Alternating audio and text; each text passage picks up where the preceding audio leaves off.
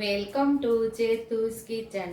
તો આજે આપણે ટેસ્ટી એવા દમ આલુ બનાવવાના છે। બાફવાની ઝંઝટ વગર આપણે કુકરની અંદર ઝડપથી દમ આલુ બનાવી શકીએ છીએ। જ્યારે આપણે બટેકા બાફેલા ન હોય ને કોઈને ખાવું હોય કે દમ આલુ તરત બનાવી દે તો આપણે આવી રીતે ફટાફટ દમ આલુ બનાવી શકીએ છીએ। તો પહેલાં અહીંયા આપણે 1.5 કિલો જેટલા બટેકા લઈ લીધા છે અને એની આપણે છાલ ઉતારી લઈશું। પહેલાં તો બધા બટેકાની આપણે છાલ ઉતારી લેવાની છે આવી રીતે।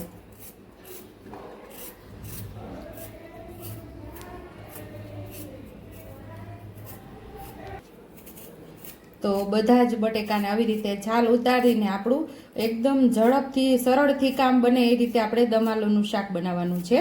તો અહીંયા આપણે બટેકા બધા છોલી અને પાણીમાં બાઉલમાં રાખતા જાશું। આપણે બટેકાને બાઉલની અંદરથી કાઢી લીધા છે અને ફોગ વડે આપણે હજી કાચા જ બટેકા છે એમાં આપણે આવી રીતે હોલ પાડી દઈશું, એટલે સરસ મજાનો અંદરથી મસાલો પણ અંદર બેસી જાય અને ટેસ્ટ પણ સરસ એવો આવે। આ તમે પછી બાફીને જે આપણે અત્યારે બટેકાને ફ્રાય કરવાના છે, ફ્રાય કર્યા પછી પણ કરી શકો છો। બધા બટેકાને આવી રીતે આપણે કરી લેવાના છે। બધા બટેકાને ફોગ વડે કરી લીધા છે અંદર ને અહીંયા આપણે 3 ચમચી જેટલું દહીંને આપણે સરસ આવી રીતે ફેટી લીધું છે। એકદમ સરસ એક રસ થાય એવી રીતે આવી રીતે આમ ફેટી લીધું છે ચમચીથી। 2 ટમેટા આપણે ખમણી લીધા છે, 2 ડુંગળી ખમણી લીધી છે અને 2 લીલા મરચાં નાના નાના ટુકડા કરી લીધા છે, લીલા ધાણા છે અને અહીંયા આપણે લસણવાળી ચટણી ખાંડેલી છે। મેં ઘણીવાર બતાવેલી છે એટલે આજે હું નથી બતાવતી। 1 લસણનો ગાંઠિયો ફોલી અને 1 ઇંચ આદુનો ટુકડો ઉમેરી અને 1.5 ચમચી જેટલું લાલ મરચું પાવડર ઉમેરી અને આપણે આ ચટણી તૈયાર કરેલી છે અને થોડું પાણી ઉમેરી ને ચટણીને આપણે કાલવી લઈશું। અને અહીંયા આપણે ચકરી ફૂલ લીધું છે, 4 લવિંગ અને 2 તજના ટુકડા લીધા છે। આનો આપણે વઘાર કરવાનો છે અને અહીંયા મીઠું લીધું છે અને રેગ્યુલરથી મસાલાનો ઉપયોગ કરી અને ટેસ્ટી એવું દમ આલુ આપણે બનાવશું। આપણે બટાકાની અંદર હોલ કરતા હતા ત્યાં આપણે તેલ પણ સાઈડ ઉપર તપવા રાખી દીધું હતું, એટલે નાના 3 ચમચા જેટલું અહીંયા તેલ ઉમેરેલું છે અને આપણે બટેકાને ફ્રાય કરી લેવાના છે।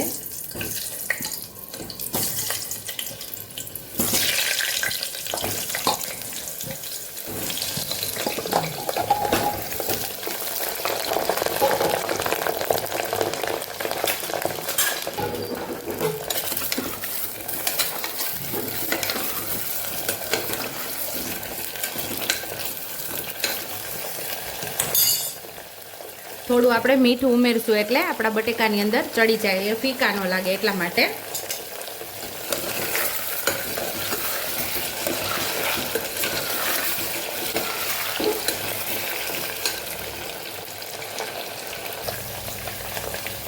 ઉપરથી થોડા બ્રાઉન થાય ને ત્યાં સુધી આપણા તેલની અંદર આપણે એને ફ્રાય કરવાના છે બટેકાને।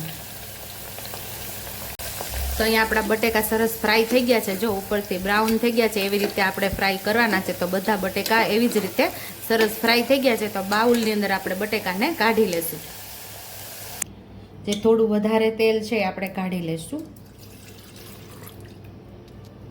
તો અહીંયા આપણે ખડા મસાલા ઉમેરી દઈશું, તજ, લવિંગ અને બાદિયું છે।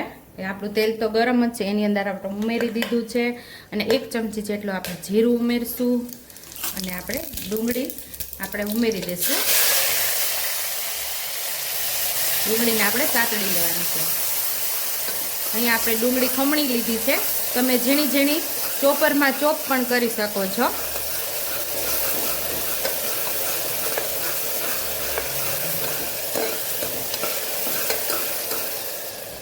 અહીંયા આપણી થોડી ડુંગળી સતળાઈ ગઈ છે, તો અહીંયા આપણે હવે ટમેટાને ઉમેરી દઈશું,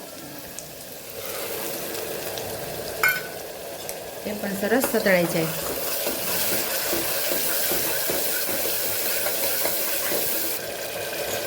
અહીંયા આપણે મસાલો ઉમેરી દઈશું, 1/2 ચમચી જેટલી હળદર, 1 ચમચી જેટલું ધાણા જીરું પાવડર અને અહીંયા આપણે જે લસણવાળી મસાલો તૈયાર કરેલો એમાં પાણી ઉમેરીને ચટણી સરસ આપણે કાલવી લીધી છે।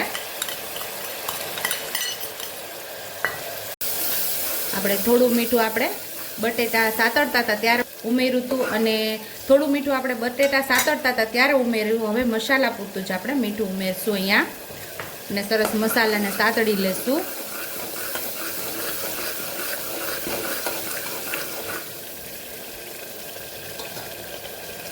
થોડા આપણે લીલા ધાણા ઉમેરશું સાતળવામાં. એનાથી આપણા દમ આલુનો સ્વાદ બહુ મસ્ત એવો આવશે. કોઈ પણ તમે શાક બનાવતા હોય અને સાતળવામાં થોડી તમે લીલા ધાણા ઉમેરો, એકદમ મસ્ત એવો મસાલો સાતળાશે, પછી શાકનો સ્વાદ એકદમ ટેસ્ટફુલ થશે.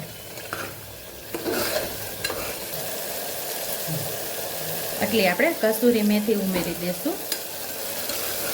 થોડી કસૂરી મેથી ઉમેરવાથી દમ આલુ બહુ મસ્ત એવો સ્વાદ આવે છે. અહીંયા આપણો મસાલો મસ્ત એવો સતળાઈ ગયો છે અને તેલ પણ સરસ છૂટું પડી ગયું છે. તો અહીંયા આપણે દહીં ઉમેરી દઈશું. એને પણ સરસ આપણે સાતળી લેવાનું છે. તમે ક્યારેય દમ આલુ આવી રીતે ન બનાવ્યા હોય તો એકવાર ટ્રાય કરજો અને કેવો સ્વાદ આવે છે મને કમેન્ટ બોક્સમાં જરૂર કમેન્ટ કરજો. ભૂલ્યા વગર જ કમેન્ટ કરજો કે આ દમ આલુનો સ્વાદ તમને કેવો લાગ્યો છે. આપણું દહીં પણ મસ્ત એવું સતળાઈ ગયું છે, ઉપરથી તેલ પણ છૂટું પડી ગયું છે. તો આ જગ્યા ઉપર આપણે બટેકાને ઉમેરી દેવાના છે.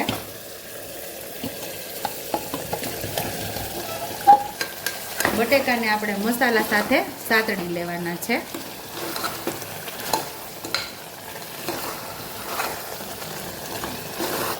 ગ્રેવી સાથે આપણા બટેકા પણ મસ્ત એવા સતળાઈ ગયા છે.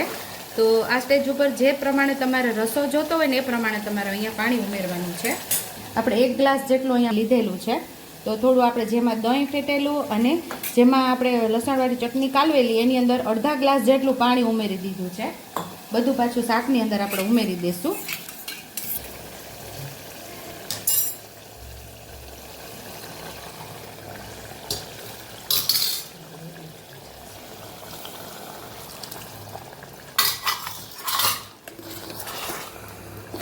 પાછું આપણે હલાવી લેશું.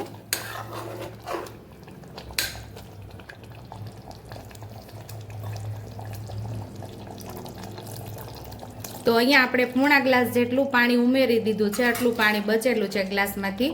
અને કુકર બંધ કરીને આપણે 2 સીટી કરી લઈશું, કારણ કે થોડા મોટા બટેકા છે એટલે 2 સીટી કરવી પડશે. નાની બટેટી હોય તો તમારે 1 સીટીમાં આ શાક થઈ જાય છે તૈયાર.